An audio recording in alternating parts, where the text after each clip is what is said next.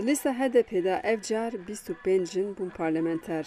Lê parlamentera Amedê Dersimdağ a 22 salî ji du parlamenterên herî ciwan ê meclîsê ne. Parlamentera AKP Rûmeysa Kadakşî du mehan ji Dêrsîm biçûktir e. Dersimdağ li ser pirsa çima di parlamentoyê de ciwan kêm in xwestiye bikeve nav siyaset. Min got yani îro civaka me nîvî wî ciwanin, nîvî wî jinin.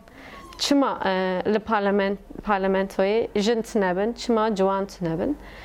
Bi vê fikrê hûn dizanin di vî welatî da siyasetkirin zehmet e.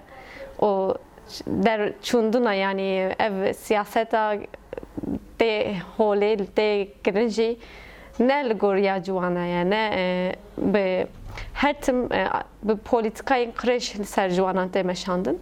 Ji ber vê yekê min serî lê da û îro parlamenterim spas dikim ji bo partiya xwe jî. Ew dide zanîn ku ji ber ku HDP partiya jin û ciwanan e wê bawer kiriye ku ew ê were hilbijartin. HDP em dibêjin partiya ciwan û jinaye yani berê min serî lê da min digot çima nebe yani em dibêjin partiya me partiya ciwanan ye. Îro partiya HDP herî zêde ji ciwanan raydistîne. û ciwan her tim pêşengiya civakekî kirine. Çima nebe yani. Dêrsîm destnîşan dike ku li Tirkiyeyê hejmara ciwanan zêde ye û pirsgirêkên wan jî pir in. Ew van pirsgirêkan wiha birêz dike. Pirsgirêkên sereke pirsgirêkên perwerdehî ne û ê aborî. Îro û dîsa bêkarî çimkî bêkarî em dizanin ciwanê me bêkar in. Dîsa ziman perwerdeya zimanê zikmakî pirsgirêka sereke ye ji bo vê em ê xebatên xwe bidomînin. Hêja gotine ku parlamentera HDP a Amedê Dersimdağ beşa zimanê Kurdî a zanîngeha Artukliyê tewa kiriye. Ew dibêje ji ber ku perwerdehiya zimanê zikmakî li Tirkiyeyê nîne xwestiye ku li zanîngehê li ser zimanê Kurdî perwerdeyê bibîne. Yani îro em kîjan beşê binêrin ji aliyê karî ve biçek problem hene pirsgirêk hene.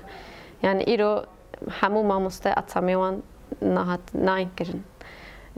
Pirsgirêkên din beşên din. Yani min ji aliyê aborî lê nenêrin gava ez vê beşê ez çûm vê beşê. Yani ji ber ku her dem li ser me ji bo perwerdeya zikmakî têkoşîn kiriye. û îro ji hêjî perwerdeya zikmakî tune ye li vî welatî.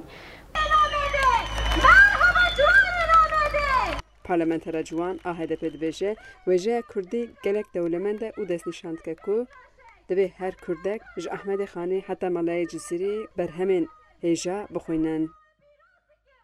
Pêşî ez biçim zanîngehê min jê nizam bû ku ew qas wêjeya me dewlemend e û bikoke. Lê piştî meriv dixweyîne, meriv lêkolîn dike, meriv dibîne gelek dewlemend e. Lê evîne ku Melayê Cizîrî nav xwe da nîşan kiriye. Wisa xweş hunan diye evînek paqij, sade. Melayê Cizîrî gerek her Kurdek bixweyne. û dîsa memûzîn şaheserame ye. Gerek memûzîn her Kurdek, ciwanê Kurd bixweyne. Ji aliyê edebiyata nûjen ve ez dikarim Hesen Emetê pêşniyar bikim, Bextiyar Alî pêşniyar bikim. Hacîcan Farqîn, Dengê Amerîka, Amed.